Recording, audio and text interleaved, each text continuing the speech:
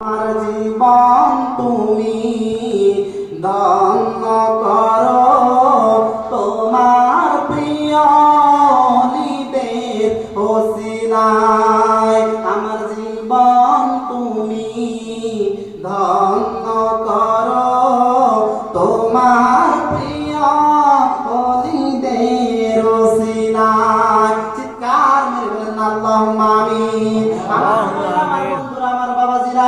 আমি আপনাদেরকে যে কথাটা বলতে চাচ্ছিলাম, মূল টপিক যেটা, সেটা হচ্ছে ওই বেলায়েতের পাওয়ার, ওই বেলায়েতের পাওয়ার, ওই বেলায়েতের পাওয়ার। আমার আল্লাহ রাব্বুল আলামিন এই জামানার মুজাদ্দিদ, আমার গাউসুল আজম, আমার মহান মুর্শিদ, 21 শতকের আধ্যাত্মিক মহাসাধক আর কামিল মুর্শিদে মুকাম্মিল মুজাদ্দিদ জামান আলহাজ হযরত মাওলানা শাহ সুফি দয়াল খাজা বাবা জাকির শাহ নকশবন্দি মুজাদ্দিদি কুতুব বাগী মাদ্দাজি নাওলালিকে দান করেছেন। বলেন আল্লাহু আকবার, নারে তাকবীর, আল্লাহু আকবার, কুতুব বাগ দরবার শরীফ, আল্লাহু আকবার।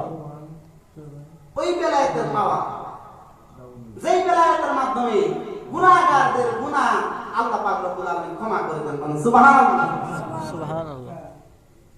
জিকির করেন লা ইলাহা ইল্লাল্লাহ, লা ইলাহা ইল্লাল্লাহ, লা ইলাহা ইল্লাল্লাহ, লা ইলাহা ইল্লাল্লাহ। আমি কবে যাব রওজার কিনারে, আমি কবে যাব রওজার কিনারে, রওজার পাশে গিয়ে আমি দেখিব নয়ন ভরে, রওজার পাশে গিয়ে আমি দেখিব নয়ন ভরে।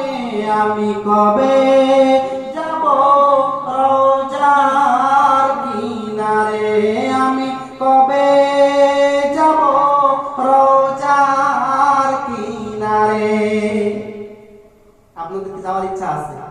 আমার বাবাজান সম্মানিত মুক্তিযোদ্ধা সাহেব, আমার মুয়াজ্জিম হোসেন ভাইজানের শ্বশুর আব্বা, আলহামদুলিল্লাহ তিনি নিয়োগ করেছেন উমরা হজ করার। আলহামদুলিল্লাহ বলেন আলহামদুলিল্লাহ। আমারও নিয়ম সে বিয়ের আগে একবার যেন আল্লাহর নবীর রওজার সামনে যাইতে পারে। বলেন আল্লাহুম্মা আমিন। এটা আমার বড় নিয়ম, ছোটবেলা থেকে বলেই দিলাম আজকে। এই যে রওজার কিনারে যাওয়া, রওজার কিনারে যাওয়া, রওজা শরীফের যাওয়া, অনেক মানুষ আছে গরিব, একেবারে গরিব, ঠিক কিনা বলেন, কিন্তু মনের ভিতরে তার নিয়ত আছে। পাকিস্তানের মধ্যে কিছুদিন আগে আপনারা একটা ভিডিও দেখেছেন, একজন বুড়া মানুষ ছাগলের পাল চড়ায়া টাকা পয়সা রেডি করে একবারে 100 প্রায় 150 বছরের কাছাকাছি বয়স, নেটের মধ্যে আমরা সবাই দেখছি, 100-150 বছরের একজন বুড়া মানুষ ছাগলের পাল চড়াইয়া টাকা রেডি করে তিনি হজ করতে গেছেন। আল্লাহু আকবার বলেন আল্লাহু আকবার। দেখার পরে মানুষের অবাক হয়ে গেছে এবং